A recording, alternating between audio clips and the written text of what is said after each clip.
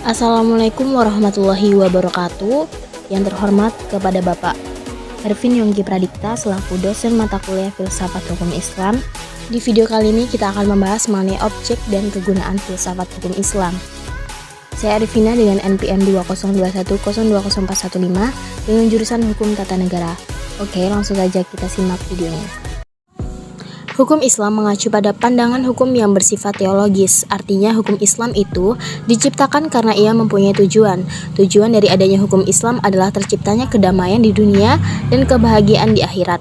Jadi hukum Islam bukan bertujuan meraih kebahagiaan yang fana dan pendek di dunia semata, tetapi juga mengarahkan kebahagiaan yang kekal di akhirat kelak. Inilah yang membedakannya dengan hukum manusia yang menghendaki kedamaian di dunia saja.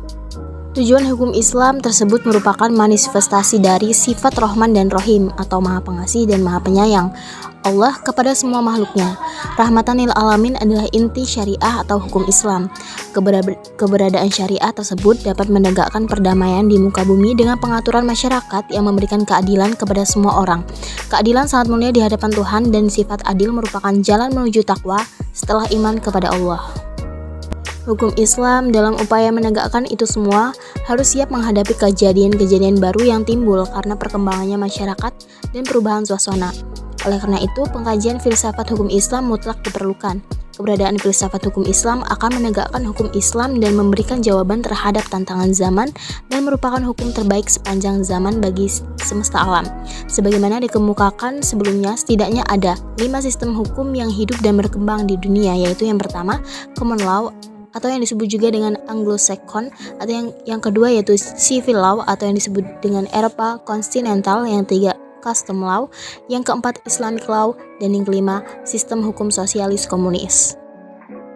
Manfaat studi filsafat hukum Islam adalah yang pertama, menjelaskan kajian filsafat hukum Islam akan memberikan pengetahuan hukum Islam secara utuh kepada ahli-ahli hukum Islam. Yang kedua, filsafat hukum Islam diperlukan untuk pengkajian secara mendalam terhadap hukum Islam. Yang ketiga, untuk mewujudkan hukum yang berkeadilan yang senantiasa sesuai dengan kondisi zaman.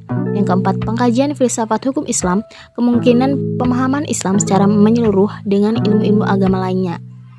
Sebagaimana para ahli usul fiqh, sebagaimana ahli filsafat hukum membagi filsafat hukum Islam menjadi dua, yaitu rumusan. Yang pertama filsafat tasyri' dan yang kedua yaitu filsafat syariah.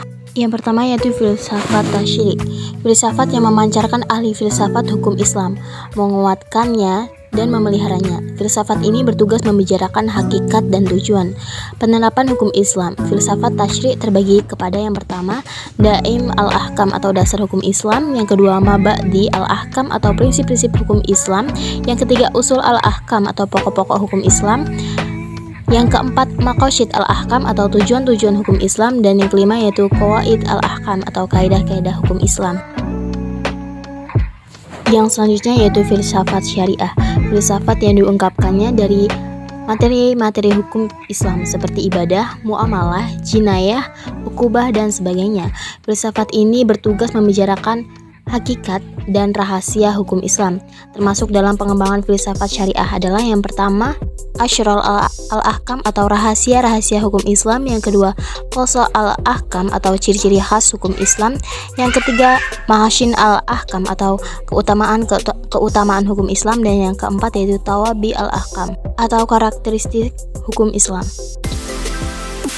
Oke, segitu dulu video dari saya. Jika ada salah saya mohon maaf, dan kepada Allah saya mohon ampun. Jangan lupa subscribe. Terima kasih. Saya akhiri wallahul muwaffiq ila aqwamit thoriq. Wassalamualaikum warahmatullahi wabarakatuh.